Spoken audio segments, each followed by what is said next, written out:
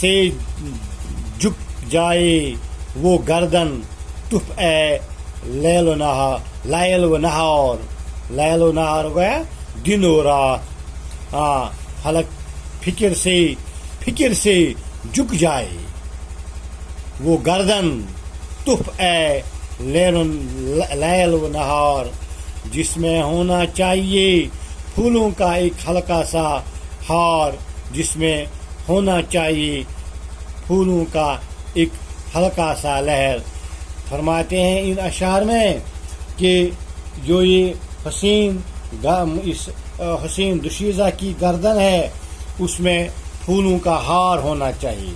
یہ بنی ہے، یہ گردن بنی ہے اصل میں اس لیے کہ اس میں پھولوں کا ہار سجا ہونا چاہیے اور جس سے اس کی خوبصورتی میں 4 چاند لگ جاتے.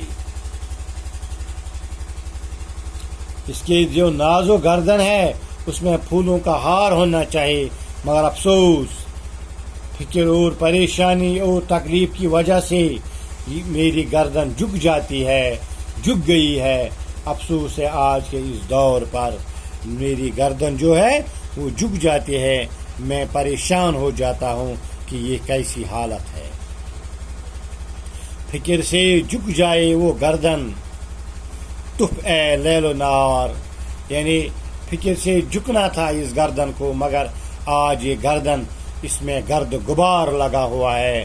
یہ گردن بنی تھی پھولوں کے ہار کے لیے لیکن اس پہ گرد غبار ہے. آسمان جانے طرف کو وقفے رنجوری کرے، صنف نازک عورت کو کہتے ہیں صنف نازک، بھوک سے تنگ آ کے مزدوری کرے. تو شاعر فرماتے ہیں کس قدر افسوس کی بات ہے کہ پتھر دل آسمان نے ایک نرم و نازک حسینہ کو مصیبتوں کا شکار بنا دیا. اس دور نے، اس ملک نے، آسمان نے اس دوشیزہ کو، اس صنف نازک کو جو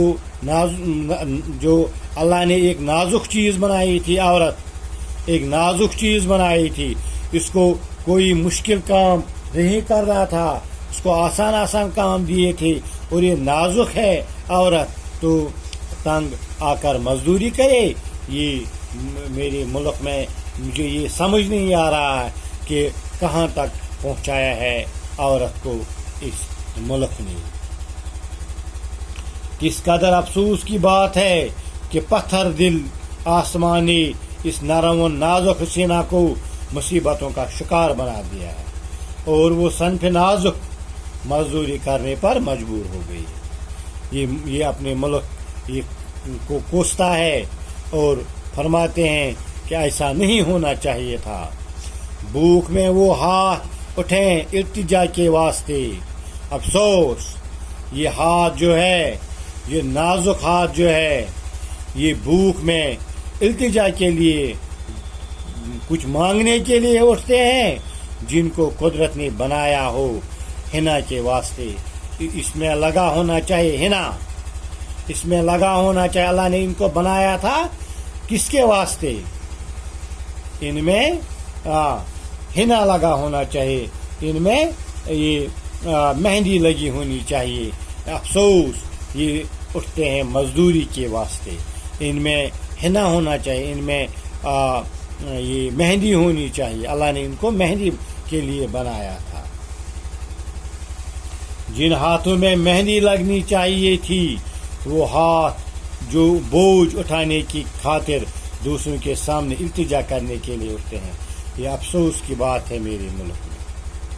نازکی سے جو اٹھا سکتی نہ ہو کاجل کا بار، یعنی یہ اتنی نازک ہے. اللہ نے دوشیزہ کو اتنا نازک بنایا ہے، عورت کو اتنا نازک بنایا ہے کہ یہ جو کاجل کا بار بھی نہیں اٹھا سکتے.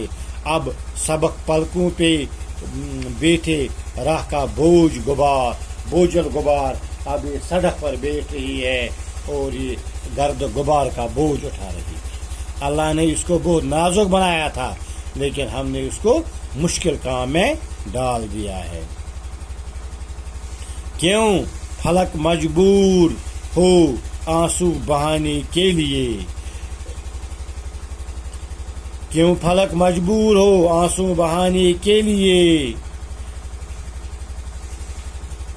اکڑیاں ہوں جو دلوں میں ڈوب جانے کے لیے، اکڑیاں ہو جو دلوں میں ڈوب جانے کے لیے۔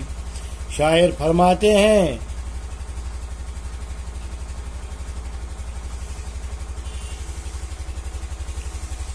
اے آسمان جو جادو بری آنکھوں دلوں میں ڈوب جانے کے لیے ہوں، یعنی جو آنکھیں دل کو چھو لینے والے ہوں، وہ آنسو بہانے اور زارو قطع رونے پر مجبور ہوتی ہیں، اس لیے نہیں بنی تھی، جو دلوں میں ڈوب جانے کے لیے تھی۔